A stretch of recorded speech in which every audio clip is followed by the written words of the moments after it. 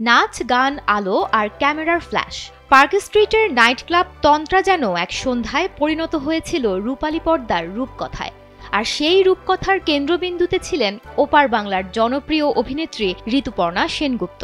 বহু হৃদয় জয় করা এই তারকা এবার ধরা দিলেন এক ভিন্ন রূপে। নতুন ছবি গুড বাই মাউন্টেনের মিউজিক লঞ্চ অনুষ্ঠানে তাকে দেখা গেল নৃত্যে মাতোয়ারা হয়ে উঠতে। ভারতীয় গণমাধ্যম সূত্রে জানা যায়, ঋতুপর্ণা এদিন শাড়ি পরেছিলেন। ছবির গানগুলো পরপর দেখানো হলো এই নাইট ক্লাবে। উপস্থিত ছিলেন স্বাগতালক্ষ্মী দাশগুপ্ত। পার্ক স্ট্রিটে পার্টি করতে কি ভালোবাসেন ঋতুপর্ণা? এ বিষয়ে তিনি বলেন, পার্টি করার কিছু জিনিসের সঙ্গে আমার সেরকম যোগ নেই, যেমন অ্যালকোহল থেকে দূরে থাকি, তবে বন্ধুরা মিলে আনন্দ করার যে বিষয়টা সেটা ভালো লাগে। পার্ক স্ট্রিটে পার্টির বিষয়টি ভালো লাগার বিষয়ে আরও কিছু কারণ উল্লেখ করে ঋতু জানান, রবিনসন স্ট্রিটের একদম কাছাকাছি আমার বাড়ি, তাই এখানে এলে মনে হয় বাড়ির কাছে এসেছি। ছোটবেলায় কেক শপে আসতাম পার্ক স্ট্রিটে, তাই এখানে যখনই আসি আমার ভালো লাগে।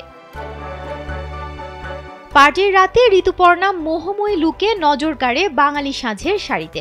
ছবিতে থাকা ফোক সঙের সাথে কোমর দুলিয়ে রাতকে আরও জমজমাট করে তোলেন এই অভিনেত্রী। সিনেমাটি নিয়ে অভিনেত্রী আরও বলেন, এখন প্রেম প্রায় হারিয়েই যাচ্ছে, সেখানে পাহাড়ে এই প্রেমের গল্পটা অনেকের মন ছুঁয়ে যাবে বলেই আমার মনে হয়। ইন্দ্রাশিস আচার্যের পরিচালনায় নির্মিত এই সিনেমায় ঋতুপর্ণার পাশাপাশি আরও অভিনয় করেছেন ইন্দ্রনীল সেনগুপ্ত, অনন্যা সেনগুপ্ত, জয়শ্রী অধিকারী সহ আরও অনেকে। চলচ্চিত্রটি প্রেক্ষাগৃহে মুক্তি পাবে চলতি বছরের 25 জুলাই। বিনোদন ডেস্ক, কালবেলা।